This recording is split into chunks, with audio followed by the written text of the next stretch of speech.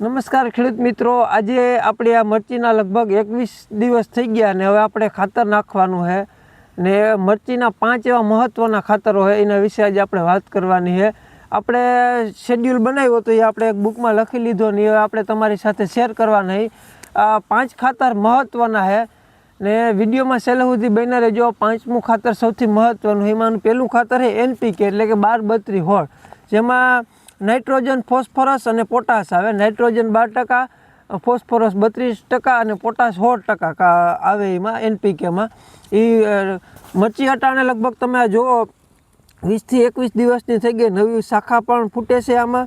અને NPK ખાતર નાખવાનો મેઇન ફાયદો એ છે કે ડાળ અને પાનનો સારી રીતે વિકાસ થાય અને છોડને લીલોછમ અને તંદુરસ્ત રાખે ને મરચીના શરૂઆતી સ્ટેજમાં બહુ ઉપયોગી છે। બંધ પડેલા અમુક પોષક તત્વો હોય એને ખેંચવાનું પણ કામ આ NPK કરે। ફોસ્ફરસનું કામ એ છે કે મૂળને મજબૂત બનાવે, ફૂલફાલ આવવામાં મદદ કરે અને પોટાશ ફૂલ સેટિંગ અને ફળ સેટિંગમાં બહુ ઉપયોગી છે। તો આ હતું આપણું પહેલું ખાતર। શરૂઆતી સ્ટેજમાં મરચીના છોડને ફેર રોપણી કર્યા બાદ થોડો ઘણો ટ્રેસમાં હોય એટલે ટ્રેસ પણ દૂર કરે આ NPK એટલે કે 12-32 હોળ ખાતર। બાદ બીજું ખાતર છે આપણે ફાડા સલ્ફર તરીકે આપણે ઓળખીએ। તે મરચી નહીં પણ દરેક પાકમાં સારું કામ આપે।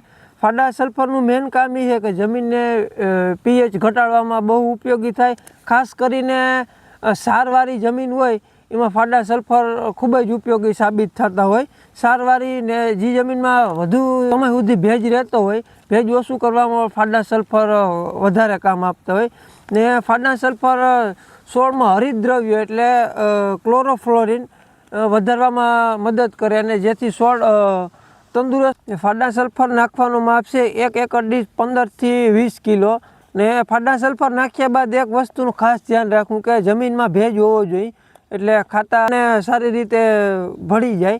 ટૂંકમાં ભેજ હોવો જરૂરી છે। ત્રીજું અને સૌથી મહત્ત્વનું ખાતર જે ખેતી ક્ષેત્રે સૌથી વધારે વપરાય એટલે કે DAP, ડાઈ એમોનિયમ ફોસ્ફેટ, જેમાં 18% નાઇટ્રોજન અને 46% ફોસ્ફરસ હોય। ફોસ્ફરસ વધારે હોવાથી જે છોડને લીલો રાખે અને મૂળના વિકાસમાં મદદરૂપ થાય। ખાસ જો તમે અત્યારે સ્ક્રીન પર તમને વિડીયો દેખાય, આ સ્ટેજમાં મરચી કે અન્ય પાક હોય ત્યારે ડાઈ એમોનિયમ ફોસ્ફેટનું કામ વધારે પડતું હોય ને પાકની શરૂઆતી વૃદ્ધિમાં પણ મદદરૂપ થાય છે DAP ને શરૂઆતી વૃદ્ધિ હોય ને 20 થી 21 દિવસ થઈ ગયા એટલે કોક આંકડો પણ લાગતો હોય, ફૂલ ફાલ બેસવામાં પણ ઘણું મદદરૂપ થતું હોય છે DAP એટલે કે ડાઈ એમોનિયમ ફોસ્ફેટ, જેમાં નાઇટ્રોજનનું પ્રમાણ 18% અને ફોસ્ફરસનું પ્રમાણ 46% હોય। ત્યારબાદ આપણું ચોથું અને મહત્ત્વનું ખાતર છે સાગરિકા। સાગરિકા એ મૂળના વિકાસ માટે ખૂબ જ જરૂરી ખાતર છે।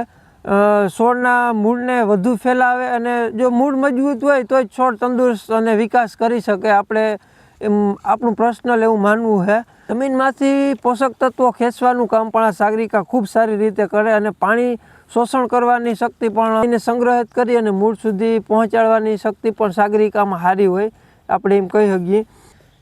સાગરિકા એ ફૂલ ફાળ બેસવામાં પણ સારું કામ છે એનું અને ખરતા ફૂલને પણ સાગરિકા અમુક ટકા અટકાવે। રોગ પ્રતિકારક શક્તિ પણ છોડની વધારે, છોડ ટ્રેસમાં હોય, વધારે ગરમી કે ઠંડીના હિસાબે છોડ ટ્રેસમાં આવી જાય તો એના સામે પણ રક્ષણ આપે સાગરિકા। ઉત્પાદન અને ગુણવત્તામાં પણ સાગરિકા ઘણો વધારો કરી શકે ને એનું માપ છે એકર દીઠ 8 થી 10 કિલો પ્રતિ એકર દીઠ સાગરિકા ખાતર। એ પણ મરચીના નહીં પણ બીજા પાકોમાં પણ મહત્ત્વનું ખાતર છે સાગરિકા। અને સૌથી મહત્ત્વનું ખાતર એટલે કે હ્યુમિક, જે દાણાદાર ફોર્મમાં આવે, એ જમીનને સુધારો કરે, જમીનને પોચી અને નરમ બનાવે, ફળદ્રુપ બનાવે। હ્યુમિક નાખવાથી ભેજ સંગ્રહ કરવાની શક્તિ પણ વધારે, મૂળનો વિકાસ પણ ઝડપી કરે હ્યુમિક। સફેદ મૂળનો ઝડપથી ફેલાવો કરે, નવા છોડને જે નવા મૂળ હોય એને આપણે કહીએ કે જાળી જેવી રચના કરે અને મૂળને ઝડપથી ફેલાવે। મૂળ મજબૂત હોય તો છોડ પણ મજબૂત રહે અને જમીનમાંથી પોષક તત્વો વધારે પ્રમાણમાં ખેંચી શકે ને પોષક તત્વો છોડ સુધી પહોંચાડવાનું કામ આ હ્યુમિક કરે, જેમ કે નાઇટ્રોજન થઈ ગયું, ફોસ્ફરસ થઈ ગયું, પોટાશ થઈ ગયું। ઘણા બધા પોષક તત્વો છોડને જમીનમાંથી લઈ અને છોડને પહોંચાડે એનું કામ હ્યુમિક કરે। પાકની ગુણવત્તા અને ઉત્પાદનમાં પણ હ્યુમિક વધારો કરે। ને તમને ખબર જ છે કે વનસ્પતિ પોતાનો ખોરાક પાનમાંથી બનાવે પ્રકાશ સંશ્લેષણની ક્રિયા દ્વારા. આ હ્યુમિક પ્રકાશ સંશ્લેષણની ક્રિયામાં પણ ઝડપી વધારો કરે અને ખોરાક બનાવવામાં પણ મદદરૂપ કરે, જેથી છોડ લીલો રહે. ફળ અને ફૂલની સંખ્યામાં પણ વધારો કરે અને રોગ પ્રતિકારક શક્તિ પણ વધારે હ્યુમિક.